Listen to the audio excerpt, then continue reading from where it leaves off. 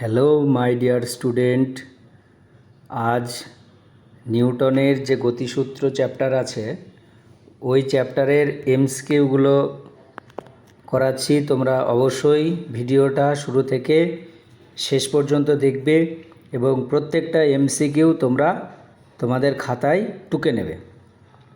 দেখো, নিউটনের গতিসূত্র চ্যাপ্টারের যে থিওরি, সেই থিওরি টোটাল কমপ্লিট হয়ে গেছে। যারা ওই থিওরির ভিডিওগুলো এখনও দেখোনি তারা অবশ্যই আমার চ্যানেলের প্লেলিস্টে গিয়ে প্রত্যেকটা থিওরির ক্লাস ভালো করে দেখে নেবে, ঠিক আছে? তাহলে ফার্স্টে যে এমসিকিউ আছে সেই এমসিকিউটা ভালো করে দেখো। এখানে ফার্স্টেরটা কি বলেছে যে এ ও বি ব্লক দুটির ভর যথাক্রমে 2 কেজি ও 3 কেজি মসৃণ অনুভূমিক টেবিলের উপর ব্লক দুটিকে পরস্পরের সংস্পর্শে রাখা হলো। তারপরে কি বলেছে, 10 নিউটন বল এ ব্লকের উপর অনুভূমিকভাবে প্রয়োগ করা হলে এ ব্লক বি ব্লকের উপর যে বল প্রয়োগ করে তা হলো। দেখো, এইটার যে থিওরি সেই থিওরি আমরা দেখেছিলাম। সেখানে থিওরিতে কি ছিল, এরকম যে এটা একটা তল, সেই তলে যদি এরকম একটা বস্তু থাকে আর একটা বস্তু যদি এরকম থাকে, আমরা সেখানে দেখেছিলাম এই ভরটা হচ্ছে M1 আর এই যে ভর, এই ভরটা যদি M2 হয় আর এখানে একটা ধরো এ বল প্রয়োগ করা হলো, ঠিক আছে? তাহলে এই M1 ভরের বস্তুটা M2কে একটা বল দেবে, সেটা যদি N হয় তাহলে M2 ভরের বস্তুটাও একে একটা বল দেবে, সেটা হচ্ছে কি প্রতিক্রিয়া বল, সেটাও N হবে। দিয়ে টোটাল সংস্থার ত্বরণ কত হবে সেই ত্বরণের রাশিমালা আমরা দেখেছিলাম। আর M1 ভরের বস্তু M2টাকে যে বল দেবে সেটা দেখেছিলাম। সেখানে দেখো এর যে রাশিমালা সেটা কি ছিল, এ সমান ছিল তোমার F/M1 প্লাস হচ্ছে কত M2। তাহলে F/M1 প্লাস M2 এই সমীকরণের সাহায্যে ত্বরণ পাওয়া যাবে। আর আরেকটা সমীকরণ ছিল N, অর্থাৎ M1 ভরের বস্তুটা M2কে যে বলটা দেবে সেটা যদি N হয় তাহলে N এর রাশিমালা কি ছিল, এটা ছিল M2F বাই হচ্ছে কত M1 প্লাস M2। এই রাশিমালা দেখো আমরা থিওরির ক্লাসে দেখেছি।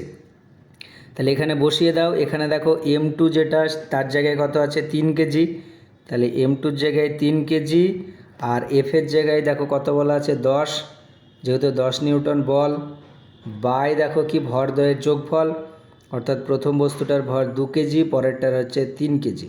তাহলে এটার সমান হচ্ছে 3 × 10 ডিভাইডেড বাই কত হচ্ছে 5। তাহলে এখানে 5 দুগুণে 10 আর 3 দুগুণে কত 6। তাহলে দেখো এ ব্লকটা বা 2 কেজি ভরের বস্তুটা 3 কেজি ভরের বস্তুর উপরে যে বলটা প্রয়োগ করবে সেটা হচ্ছে কত 6 নিউটন। ভেরি ভেরি ইম্পর্ট্যান্ট এই সমীকরণটা। এটা দেখো থিওরিতে আমি করিয়ে দিয়েছিলাম এবং বলেছিলাম এটা একটা ভেরি ভেরি ইম্পর্ট্যান্ট একটা জায়গা, ঠিক আছে? এরপরে আমরা 2 নম্বরেরটা দেখব।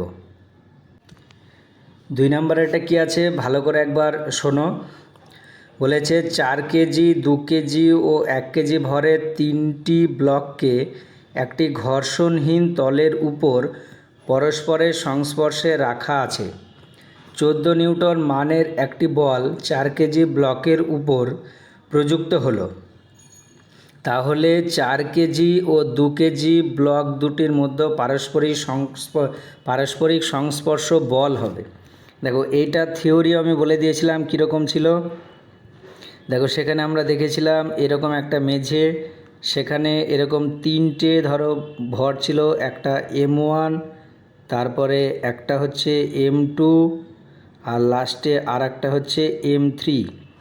এরকম যদি 3টে ভর থাকে, সেই 3টে ভরের প্রথম ভরটার উপরে যদি একটা বল F প্রয়োগ করা হয়, তাহলে এখানে M1 ভরের বস্তুটা M2-র উপরে একটা বল দেবে, সেটা যদি N1 হয় তাহলে M2টাও N1কে একটা বল দেবে, সেটা কত হবে N1।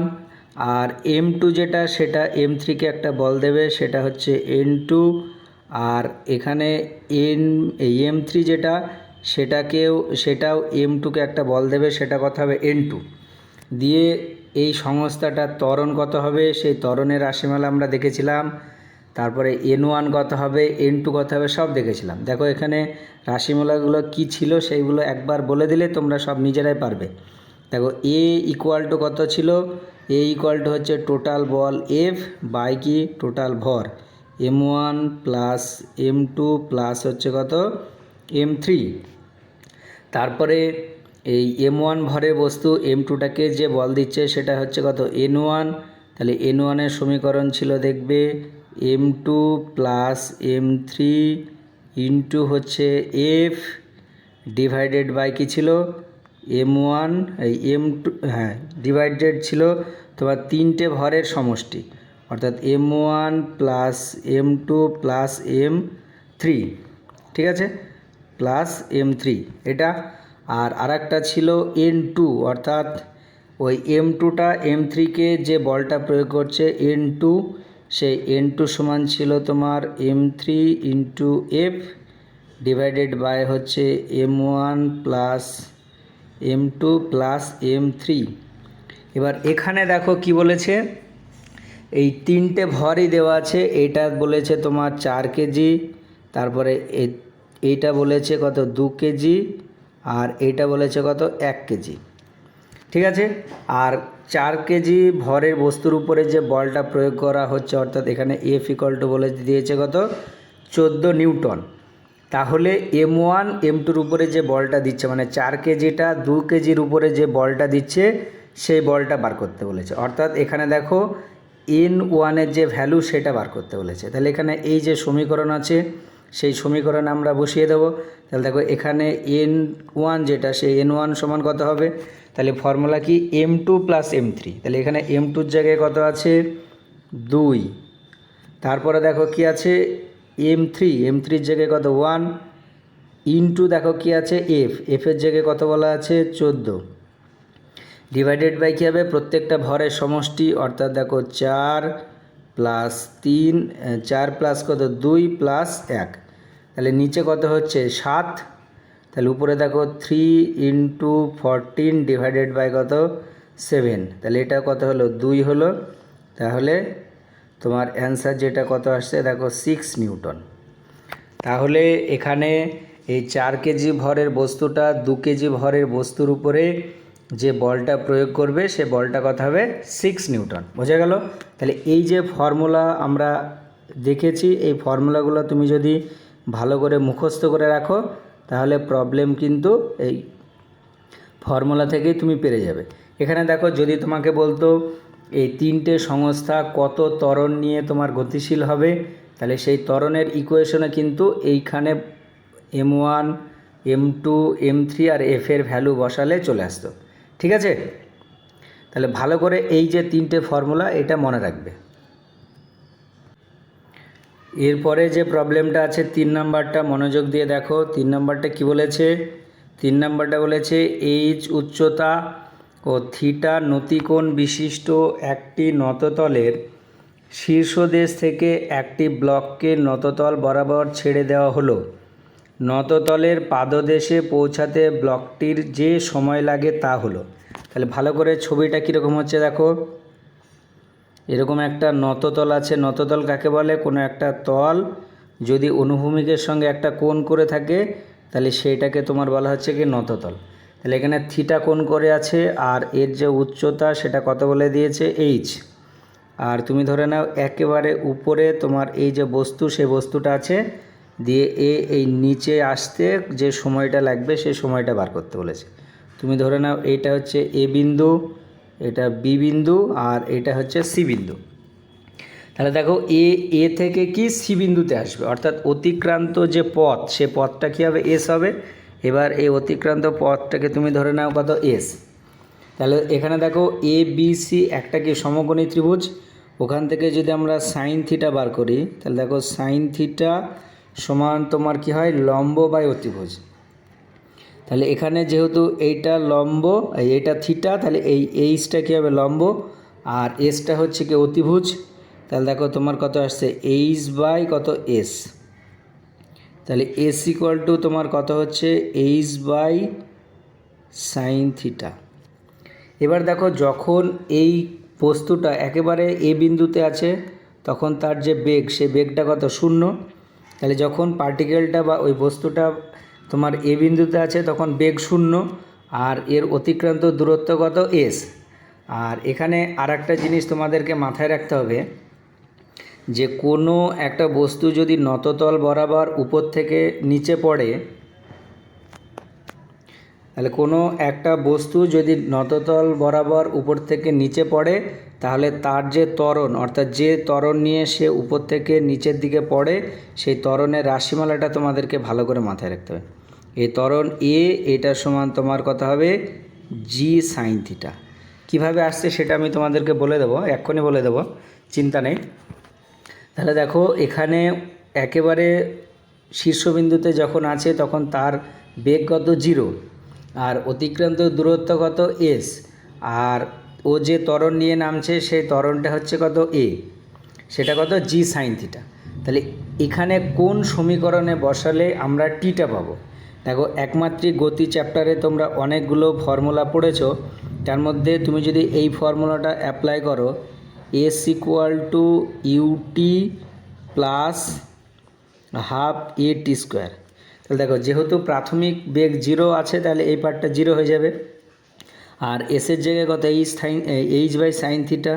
তাহলে দেখো, এইচ বাই কত? সাইন থিটা, এটা সমান তোমার কত? হাফ ইন্টু এর জায়গায় কত? অর্থাৎ নততল বরাবর একটা বস্তু যদি পড়ে, তার যে ত্বরণ, সেই ত্বরণ কত হয়?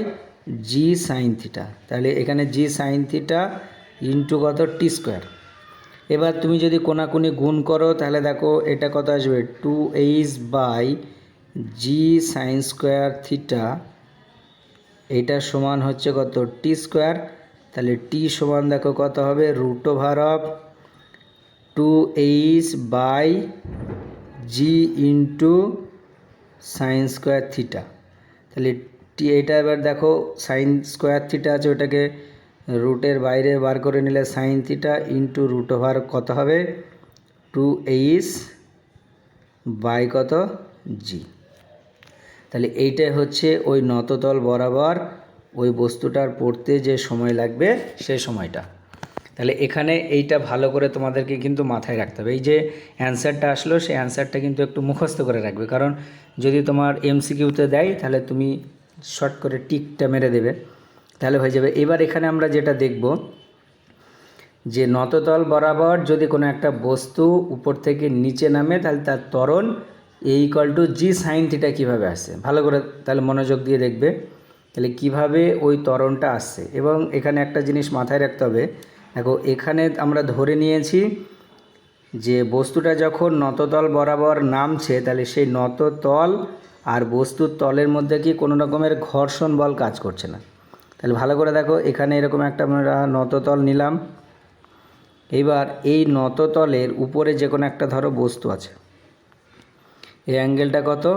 থিটা। তাহলে এই বস্তুটার ভর যদি এম হয়, তাহলে তার যে ওজন, সে ওজনটা কি সোজা নিচের দিকে কাজ করবে, mg। আর আমরা দেখেছি এই অ্যাঙ্গেলটা যদি থিটা হয়, তাহলে এই অ্যাঙ্গেলটাও কত? থিটা হবে। তাহলে এই ওজনের এই বরাবর যে উপাংশ, সেটা কত? mg cos থিটা হবে, আর mg cos থিটার সঙ্গে একটা উপাংশ, সেটা কত? mg sin theta. ভালো করে দেখো, এর আগেও দেখেছে, বলেছে এইটা, যে কোনো একটা ভেক্টর তাকে পরস্পর লম্বভাবে দুটো উপাংশে ভাগ করা যায়। তাহলে এখানে দেখো, mg মানে কি? বল, আর বল মানে ভেক্টর রাশি, তাহলে তাকে পরস্পর লম্বভাবে অবস্থিত দুটো উপাংশে কী করলাম? ভাগ করলাম। তাহলে একটা উপাংশ এখানে কত? mg cos থিটা, আর আরেকটা উপাংশ এখানে কি? mg sin theta.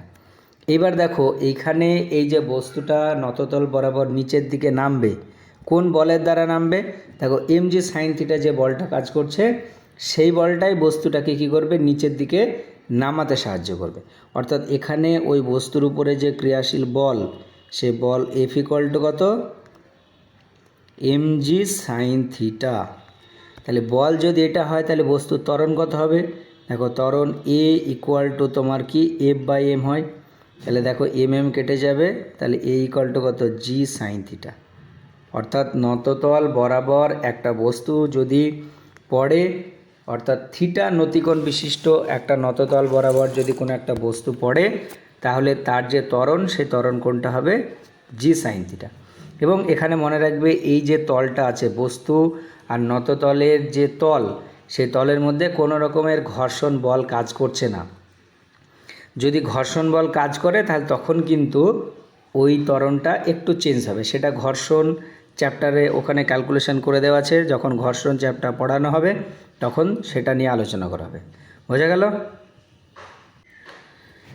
এরপরে যে কোশ্চেনটা আছে 4 নম্বরেরটা, দেখো কি বলেছে, সুষম গতিবেগে চলন্ত একটি বস্তুর উপর কি বলেছে, একটি নেট বল ক্রিয়া করে, একটি নেট শূন্য বল ক্রিয়া করে, একটি সুষম ত্বরণ ক্রিয়া করে, উপরের কোনোটিই নয়। দেখো এখানে সুষম গতিবেগ মানে কি, ইউনিফর্ম ভেলোসিটি বা সমবেগ।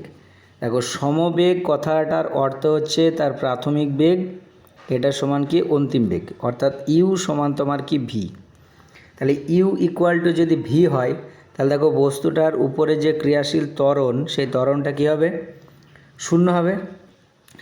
ঠিক আছে, ত্বরণ শূন্য, তাহলে ওই বস্তুটার উপরে যে ক্রিয়াশীল লব্ধি বল, সে বল এটা সমান কী হবে, এম ইন্টু জিরো। কেন, আমরা জানি F equal to M A, তাহলে এ জিরো হলে এখানে তোমার এফ ইকুয়াল টু কত, জিরো হবে।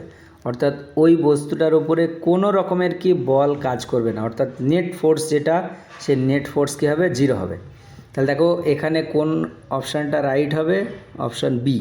কারণ অপশান বিতে তোমার কি আছে, একটি নেট শূন্য বল কি ক্রিয়া করবে। যেহেতু তোমার এখানে কি কোনো ত্বরণ নেই, ত্বরণ নাই মানে বলও কী হবে, জিরো হবে।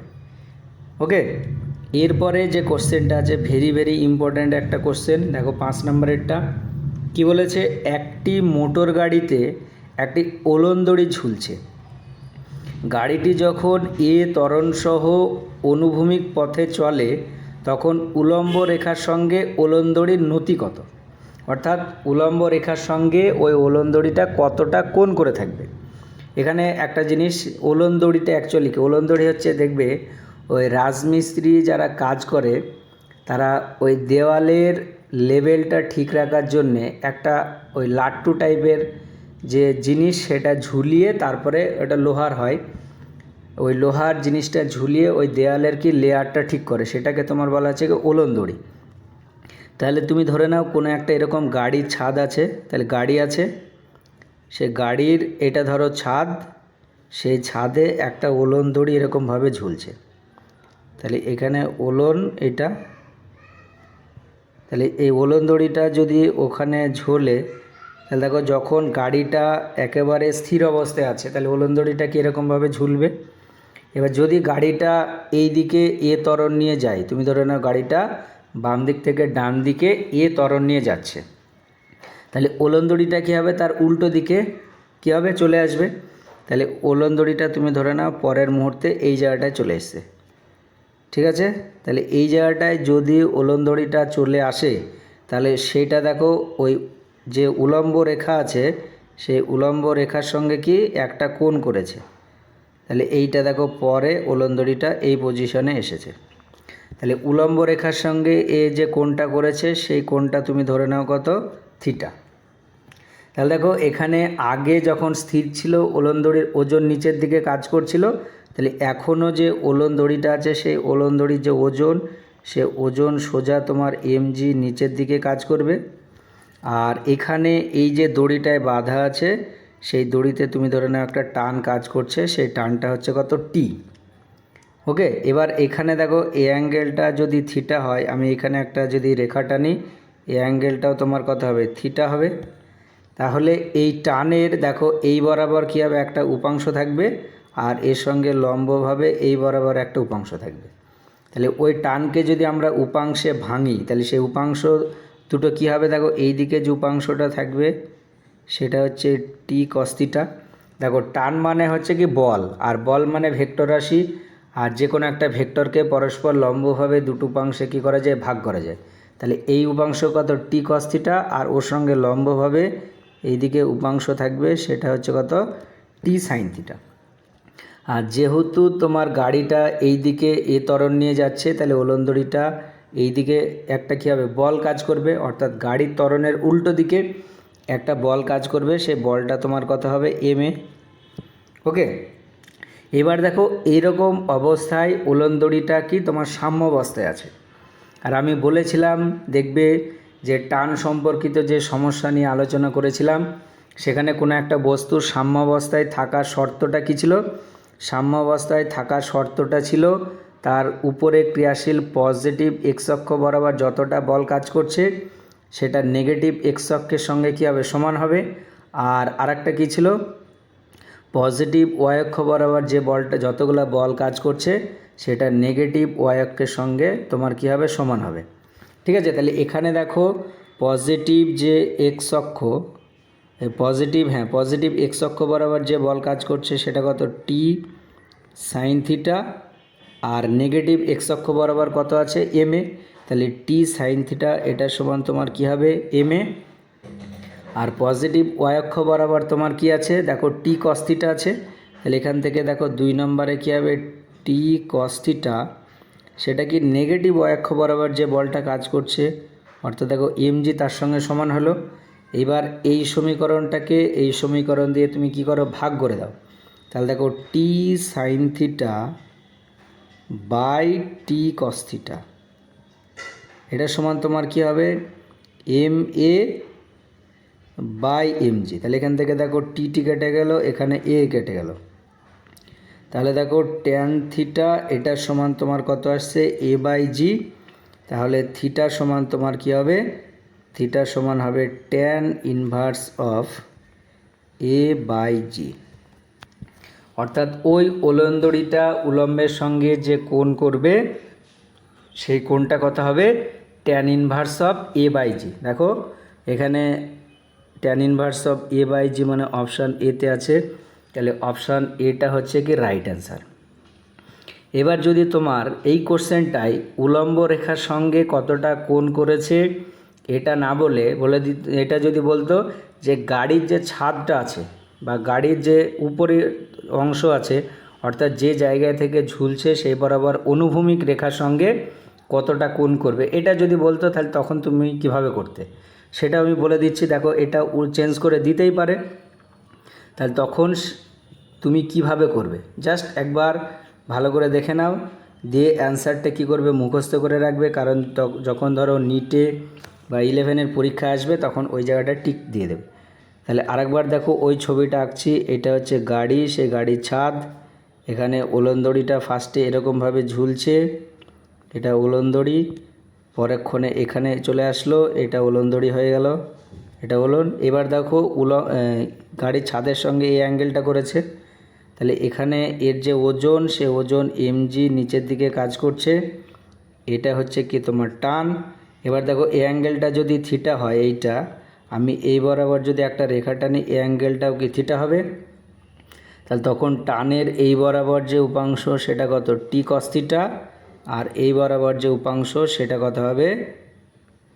টি সাইন থিটা। আর এই দিকে বল কাজ করছে সেটা কত? M A.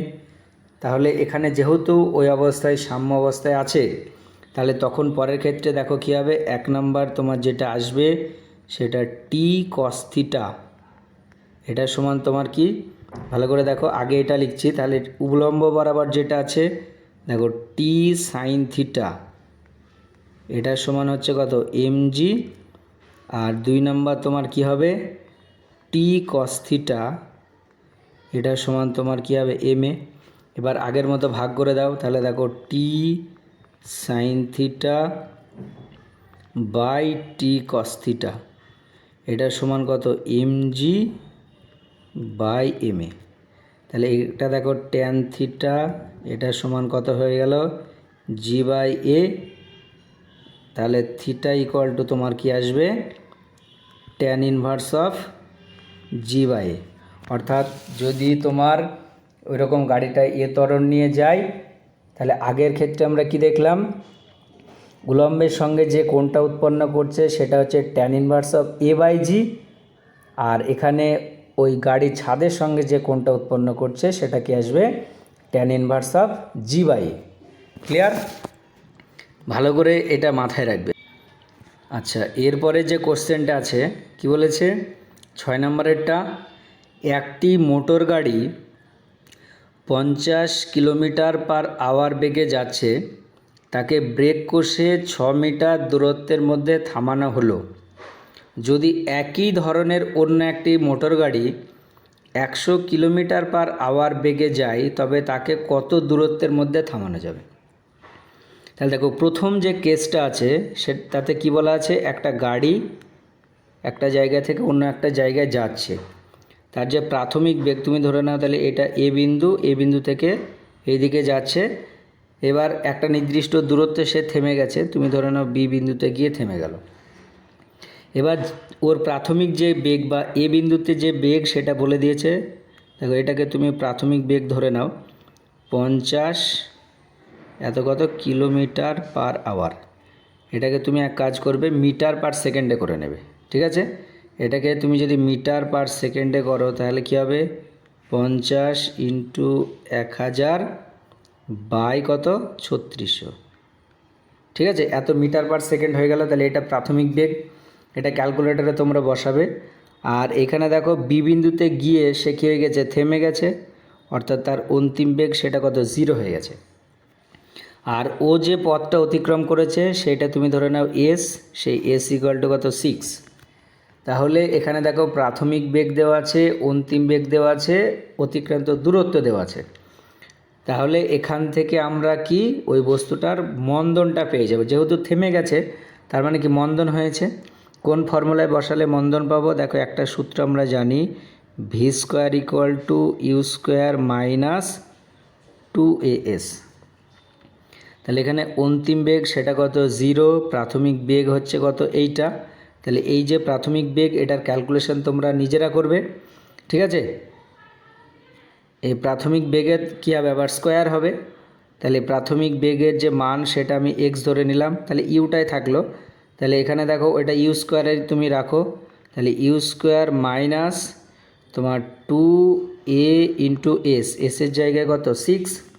তাহলে এখান থেকে দেখো এ ইকুয়াল টু কত আসবে, ইউ স্কোয়ার বাই দেখো 2 ইন্টু কত 6। তাহলে এখান থেকে দেখো এর ভ্যালু চলে আসবে, ঠিক আছে? অর্থাৎ ওই গাড়িটা যে মন্দন নিয়ে যাচ্ছে সে মন্দনটা পাওয়া যাবে।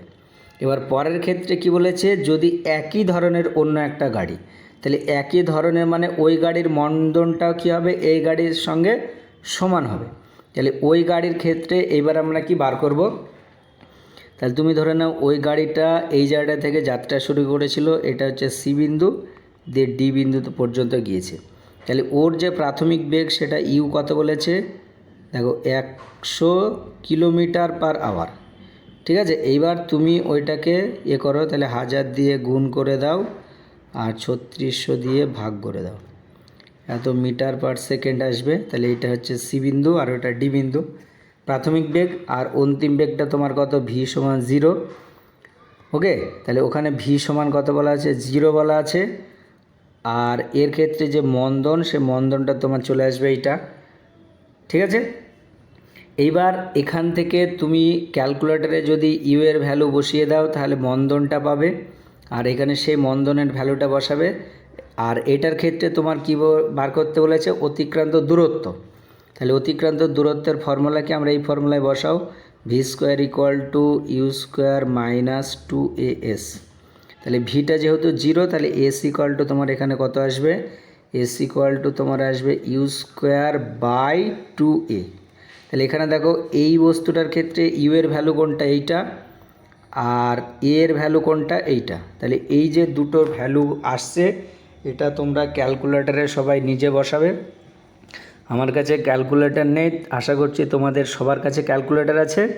সেই ক্যালকুলেটরে বসিয়ে তোমরা এটা নিজেরা ক্যালকুলেশন করবে, তাহলে দেখবে এই 24 অ্যান্সার আসবে, ঠিক আছে? অ্যান্সার যেটা আছে ওটাই আসবে, বোঝা গেল? তাহলে প্রথম যে কেসটা দেওয়া আছে সেই প্রথম কেসে দেখো মন্দনটা বলা নেই, তাহলে প্রথম কেসটা থেকে আমরা মন্দনটা বার করে সেকেন্ড কেসে কি সে মন্দনের ভ্যালুটা বসিয়ে দেবো, ঠিক আছে? এর পরে যে কোশ্চেনটা আছে 7 নাম্বার, দেখো 7 নাম্বারেরটা কি বলেছে, 0.5 কেজি ভরের একটি বল 2 মিটার পার সেকেন্ড বেগে গতিশীল রয়েছে। এখন 2 সেকেন্ড সময় ধরে ওই বলটির উপর এক্স বল ক্রিয়া করায় বলটির বেগ হয় 3 মিটার পার সেকেন্ড। এক্সের মান কত, অর্থাৎ কতটা পরিমাণে বল প্রযুক্ত হয়েছে। তাহলে ভালো করে দেখো, এ একটা বল আছে, এ প্রথমে কত বেগ নিয়ে যাচ্ছে, ইউ সেটা সমান হচ্ছে 2 মিটার পার সেকেন্ড, এবং এর ভর বলে দিয়েছে কত, 0.5 কেজি। দিয়ে এইবার এর উপরে কি করা হলো, এক্স একটা বল প্রয়োগ করা হলো। যে 2 সেকেন্ড সময় পরে, অর্থাৎ টি ইকুয়াল টু 2 সেকেন্ড, এই সময় পরে ওই বস্তুটার বা ওই যে বলটা আছে সেই বলটার যে বেগ, সেই বেগটা তুমি ধরে নাও অন্তিম বেগ, সেটা কত হয়েছে 3 মিটার পার সেকেন্ড। তাহলে এইবার জানতে চেয়েছে এর উপরে ক্রিয়াশীল বল কত। তাহলে দেখো, ক্রিয়াশীল বল আমরা কিভাবে বার করব, একটা সমীকরণ আমরা জানি, এফ ইকুয়াল টু কত, এম এ। ঠিক আছে, তাহলে এখানে যেহেতু এফের জায়গায় কত এক্স বলেছে, তাহলে এখানে তোমার সমীকরণটা কি হবে, এক্স এটাই সমান হচ্ছে তোমার এম ইন্টু কত, এ। এবার দেখো এম দেওয়া আছে কিন্তু এ দেওয়া নাই। এবার এখানে এম আমরা বার করতে পারবো, দেখো প্রাথমিক বেগ দেওয়া আছে, অন্তিম বেগ দেওয়া আছে, সময় দেওয়া আছে। তাহলে আমরা জানি ত্বরণ এ ইকুয়াল টু কী হয়, ভি মাইনাস ইউ বাই কত, টি। তাহলে এর সমান কি, ভি এর জায়গায় দেখো 3, ইউ এর জায়গায় 2, আর সময়ের জায়গায় কত 2। তাহলে দেখো কত হয়ে গেল, হাফ। এবার এখান থেকে বসিয়ে দাও, এম এর ভ্যালু হচ্ছে কত, 0.5, আর হাফ মানেও এটা কত, 0.5।